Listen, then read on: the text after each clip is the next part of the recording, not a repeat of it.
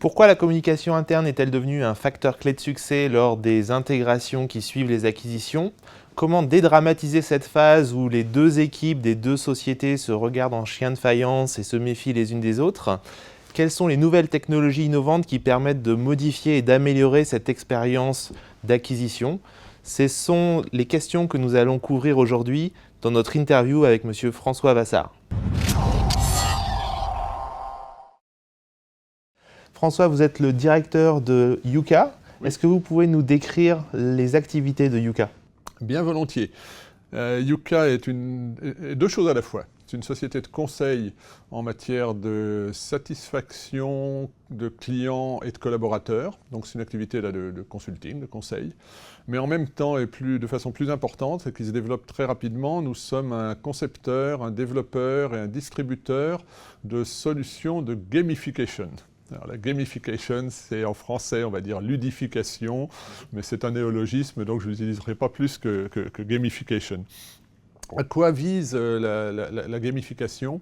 Elle vise à accélérer, à augmenter, à améliorer l'engagement. Par engagement, je ne veux pas dire le recrutement. En français, ça peut être un peu trompeur. Engagement, c'est aujourd'hui une des terminologies et une des thématiques les plus importantes du marketing au sens large, où on parle de communication d'engagement. Et ça vise à créer désolé pour l'anglicisme, un call for action. C'est-à-dire qu'on veut passer de la communication simple où des gens sont mis en face d'une information à un type de communication qui les incite à agir. Et c'est ça, quand on parle d'engagement, c'est de ça qu'on parle. Et ce qui est vrai dans le marketing, pour engager des clients à acheter des produits ou des services, nous pensons et nous constatons aujourd'hui que c'est également vrai dans l'entreprise et notamment dans la communication interne d'entreprise. La question étant, dans un univers où il y a de plus en plus d'informations, comment créer l'engagement des collaborateurs, comment faire en sorte qu'ils lisent, qu'ils intègrent l'information qu'on veut leur faire passer. Et on va utiliser pour cela des techniques de jeu très technologiques, notamment grâce à tout ce qui est le social mobile et l'utilisation de jeux sur smartphone qui vont les guider dans la découverte ludique de l'information qu'on veut leur faire passer. D'accord, donc vous avez connu diverses acquisitions, diverses intégrations. Pourquoi la communication interne est-elle devenue un facteur clé de succès? Alors très souvent, et vous avez raison, j'ai vécu dans ma carrière pas mal de fusions-acquisitions et d'intégrations. Très souvent, les équipes de direction générale qui travaillent sur les phases en amont d'une fusion-acquisition se concentrent sur, ce qui est assez évident, sur de la stratégie, sur des enjeux économiques, et mettre de côté pendant trop longtemps les autres aspects qui sont des aspects plus humains. Alors on va toucher un petit peu aux ressources humaines généralement dans les phases amont, mais plutôt sous l'angle de la gestion des sureffectifs, ce qui n'est pas l'angle le plus positif pour les collaborateurs. Et on va laisser pour la fin tout ce qui paraît annexe aux dirigeants qui sont en train de négocier. Et ce qui paraît annexe, c'est très souvent la motivation des collaborateurs et la communication à faire pour créer cette motivation, ou plus exactement pour au minimum la maintenir. Et un phénomène que j'ai constaté personnellement très souvent, c'est l'effet absolument dévastateur des politiques de sureffectifs sur ceux qui restent. C'est-à-dire que bien évidemment, il y a ceux qui s'en vont, et ben ils s'en vont. Mais tous ceux qui restent se disent, et le prochain, ça sera qui? À qui le tour? Est-ce que ça sera moi? Il est donc essentiel de communiquer très bien sur les objectifs, sur ce qui va se passer, sur les conséquences opérationnelles d'une fusion-acquisition. Et souvent, trop souvent, c'est la dernière roue de la charrette et on demande aux gens de la communication interne de venir gérer les dommages collatéraux, mais trop tard. Alors quelles sont les grandes erreurs classiques à éviter dans une phase d'intégration?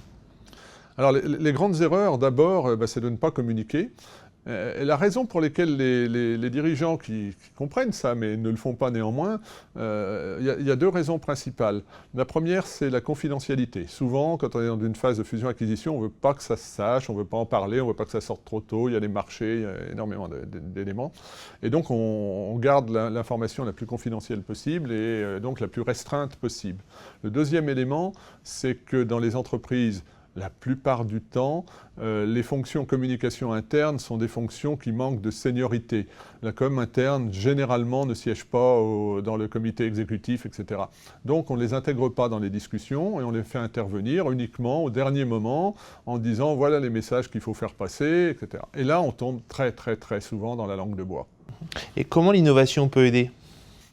L'innovation a un gros avantage, et notamment la gamification, parce que la nature humaine aime le jeu, d'une façon générale. On le constate partout. Il n'y a qu'à voir que sur Internet, par exemple, les jeux vidéo sont un des premiers vecteurs de vente et de trafic sur l'Internet.